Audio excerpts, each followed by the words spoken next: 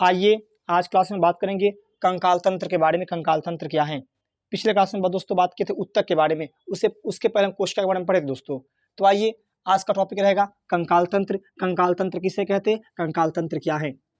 दोस्तों, शरीर की ढांचा बनाने वाले अंग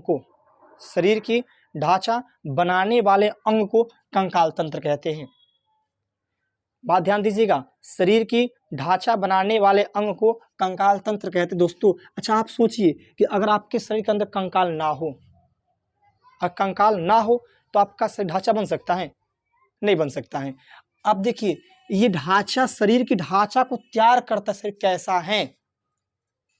अगर आपके शरीर से कंकाल को निकाल दिया जाए तो आपके शरीर बस मांस बचेगा, और मांस का कोई ढांचा होता है, कोई शेप होता है? नहीं होता है। अब इस मांस को एक शेप देने के लिए, ढांचा बनाने के लिए जो काम करता है उसका नाम कंकाल है, जिसे हम अपनी भाषा में हड्डी कहते हैं। दोस्तों क्या कहते हैं? हड्डी कहते हैं। ये हड्डी जो होता है ना, ये शरीर की ढांचा बनाने में सहायक होता है तथा इसके साथ में चलने फिरने में सहायता प्रदान करता है। उसके अलावा हमारे शरीर के आंतरिक अंगों को सुरक्षा प्रदान करता है। दोस्तों, अब इसका मुख्य कार्य की बात करें दोस्तों, तो कंकाल का मुख्य कार्य होता है कि आंतरिक अंगों को रक्षा प्रदान करना। यानी शरीर के अंदर जो आंतरिक अंग है ना, उसको रक्षा प्रदान करने का काम कौन करता है दोस्तों? तो कंकाल करता है। उसके साथ साथ ये जो हमको चलने फिरने में सहायता प्रदान करता है। दोस्तों, अगर आपके शरीर में हड्डी ना हो, अब चलना पॉसिबल कभी है? नहीं चल सकते हैं। अब चलने फिरने में सहायता प्रदान करने वाला कोई अंग होता है, उसे हम कहते हैं कंकाल तंत्र कहते हैं। किसी का पैर टूट जाए, कंकाल निकालने की बात तो दूर है, पैर टूट जाए तो हम चल नहीं पाता है। चलता है? नहीं चल पाता है। यानी चलने फिरने में सहायता प्रदान करता है। दोस्तों, अब एक बात ध्यान दीजिएगा, ये कंकाल जो होते हैं ना, ये दो प्रकार के मिलकर बने होते हैं। एक होता है दोस्तों, दो प्रकार के आते हैं। एक होता है आपका अस्थि, दूसरा होता है उपास्थि। एक होता है अस्थि, दूसरा दोस्तों क्या होता है? उपास्थि। ये दो प्रकार के होते हैं। और अस्थि होते हैं ना, ये कठोर और मजबूत हड्डी, कठोर मजबूत हड्डी होती है, जबकि उपास्थि मुलायम हड्डी होती है। ये होती है दोस्तों, ये मुलायम हड्डी होती है। और इस होता है ना आपका अस्थि, ये मजबूत कठोर हड्डी होते हैं, और उपास्थि हर मजबूत हड्डी के ऊपर पाए जाते हैं। अब आपको आगे हम बताएंगे टॉपिक में कि आखिर उपास्थि किसका बना होता है, अस्थि किसका बना होता है, उपास्थि किसका बना होता है, ये दोनों को बताएंगे। लेकिन हड्डी निर्माण में सबसे ज्यादा कैल्शियम की आवश्यकता होती है। कैल्शियम जो होता है हड्डी निर्माण में सहायक होता है, मजबूत बनाता है। और आपको पता है कैल्शियम की, आपको विटामिन डी से क्या होता है? कैल्शियम मिलता है, सूर्य प्रकाश से मिलता है। उसके बाद दोस्तों बात करेंगे हम। तो ये देखिए कंकाल, ये कंकाल दो तरह के जीव पाए जाते हैं। कंकाल दो तरह से, पहला दोस्तों होता है जिसे हम कहते हैं बाह्य कंकाल, दूसरा होता है आंतरिक कंकाल। पहला बाह्य कंकाल, दूसरा होता है आंतरिक कंकाल। ये बाह्य कंकाल किस जीव में पाए जाते हैं? अगर आपसे हम पूछें कि क्या मानव के अंदर बाह्य कंकाल पाए जाते हैं, तो नहीं पाए जाते हैं। मानव के अंदर बाह्य कंकाल नहीं पाए जाते हैं, जबकि मानव के अंदर आंतरिक कंकाल पाए जाते हैं। तो बाह्य कंकाल ये जीव को सुरक्षा प्रदान करते हैं।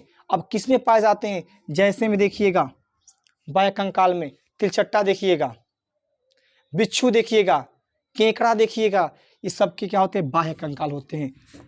क्या हो जाएगा? बिच्छू हो जाएगा,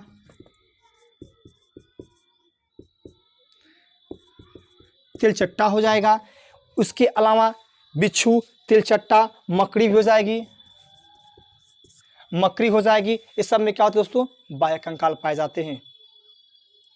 उसके बाद क्या बोले? केकड़ा हो गया, केकड़ा भी हो जाएगा। यानी इसमें क्या होगा दोस्तों? बाह्य कंकाल पाए जाते हैं। और आंतरिक कंकाल में देखिएगा, इसमें मानव भी आते हैं, जितने जंतु हैं मानव आ जाएंगे, सांप आ जाएगा। यानी वैसा जीव जिसके बाह्य शरीर के बाहर कंकाल होते हैं उसे कहते हैं बाह्य कंकाल, जिसमें शरीर के अंदर कंकाल होते हैं, मांसपेशियों के अंदर कंकाल होते हैं, उसे कहते हैं आंतरिक कंकाल कहते हैं। दोस्तों, मांसपेशियों के अंदर के कंकाल को आंतरिक कंकाल, जबकि मांसपेशियों की बाह्य कंकाल को बाह्य कंकाल कहते हैं दोस्तों। लेकिन एक बात ध्यान दीजिएगा, नोट में बात को नोट कीजिएगा, ये आपका है, एक आता है, आप देखे होंगे, इसका नाम था कछुआ।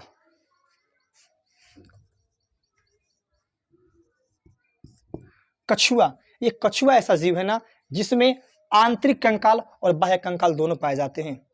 आप कछुआ को दोस्तों देखे होंगे, उसमें देखिएगा, इसमें आंतरिक कंकाल और बाह्य कंकाल दोनों पाए जाते हैं कछुआ के अंदर में। और इसमें जो आंतरिक कंकाल होते हैं ये उसके हाथ, पैर और सर में होता है, जबकि बाह्य कंकाल उसके संपूर्ण बाह्य शरीर पे होता है दोस्तों। तो इसमें क्या होता है, अब कछुआ में दो तरह के पाए जाते हैं, आंतरिक कंकाल और बाह्य कंकाल दोस्तों। चलिए इसके बात करें दोस्तों, तो ये बात आपको समझ आया कि कंकाल होता है अस्थि और उपास्थि के मिलकर बना होता है। उसके अलावा कंकाल ये आपको दो तरह के होते हैं, एक बाह्य कंकाल, एक आंतरिक कंकाल। जो बाह्य कंकाल हो दोस्तों होते हैं, ये बिच्छू में हो गया, तिलछट्टा में हो गया, मकड़ी में हो गया, केकड़ा में हो गया, इस सब में क्या होते हैं, बाह्य कंकाल पाए जाते हैं। उसके अलावा आंतरिक कंकाल, माना हो जाएगा, सांप हो जाएगा, इस सब में क्या दोस्तों होते हैं, आंतरिक कंकाल पाए जाते हैं। ठीक है दोस्तों, चलिए अब हम आगे नेक्स्ट बात करेंगे, उसमें हम ये बात करेंगे आखिर उपास्थि किससे मिलकर बना होता है और ये मुलायम क्यों होता है, जबकि अस्थि किसका बना होता है और ये कठोर क्यों होता है।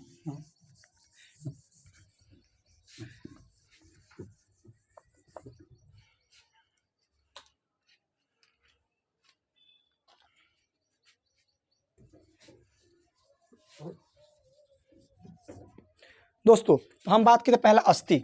अस्थि क्या होता है, इसे हम अंग्रेजी में बोन कहते हैं दोस्तों। पहला नंबर एक बात करेंगे अस्थि के बारे में।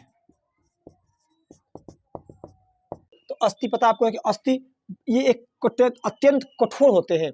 अब कठोर क्यों होते हैं, आपको पता है कि अस्थि जो होता है ना, ये कैल्शियम फास्फेट का बना होता है, लेकिन इसको कठोर होने का कारण क्या है, कि कैल्शियम फास्फेट के साथ Ca3 इंटू PO4 के होल 2, इसे कहते हैं कैल्शियम फास्फेट।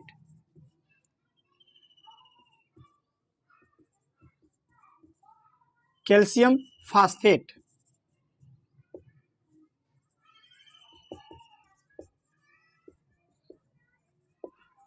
कैल्शियम फास्फेट के साथ साथ इसे कैल्शियम कार्बोनेट,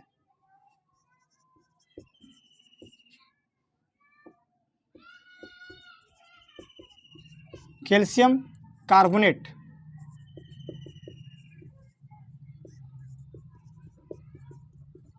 कैल्शियम कार्बोनेट पाया जाता है दोस्तों। ये अत्यधिक कठोर क्यों होता है, क्योंकि इसमें कैल्शियम फास्फेट के साथ साथ कैल्शियम कार्बोनेट पाया जाता है और कैल्शियम कार्बोनेट ही उसको कठोर बनाता है, जबकि उपास्थि में आपको कैल्शियम कार्बोनेट नहीं पाया जाता है। और अस्थि निर्माण में सबसे ज्यादा कैल्शियम फास्फेट पाए जाते हैं, जो कैल्शियम फास्फेट दोस्तों आपको कार्डिन नामक प्रोटीन का बना होता है।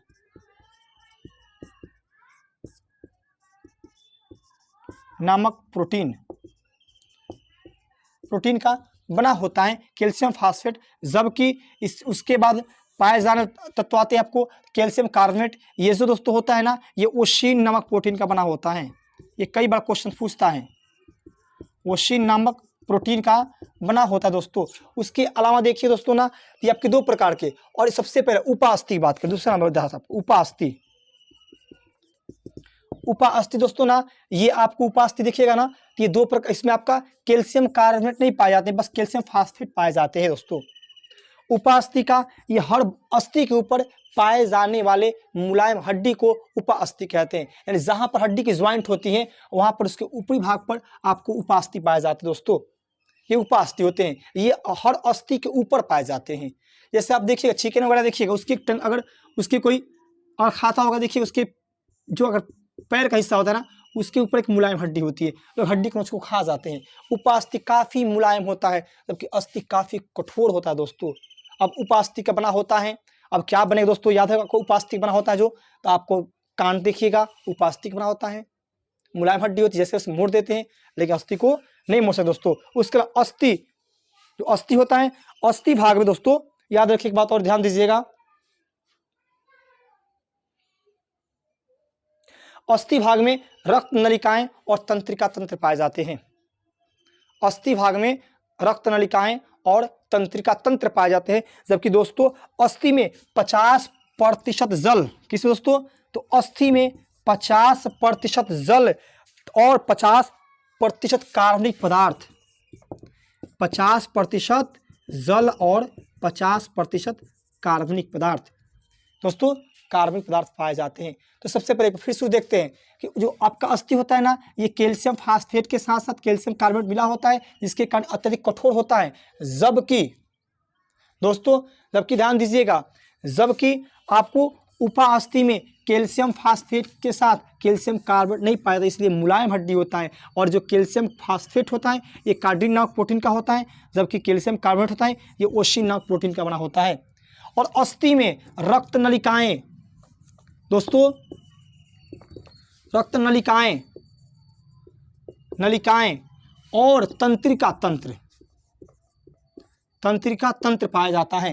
तंत्रिका तंत्र का मुख्यतः इकाई को हम कहते हैं क्या कहते दोस्तों, न्यूरॉन कहते हैं। जबकि नेफ्रॉन कहेंगे तो किडनी का इकाई हो जाएगा, तो न्यूरॉन कहते हैं इकाई को। और तंत्रिका तंत्र का मस्तिष्क बना होता है, और ये भी एक संयोजी उत्तक है। इसलिए पेशीय उत्तक आते हैं और इसका उत्तक के अंदर आते हैं। उसके अलावा ये जब कंकाल है ना, ये भी उत्तक है दोस्तों, याद रखिएगा।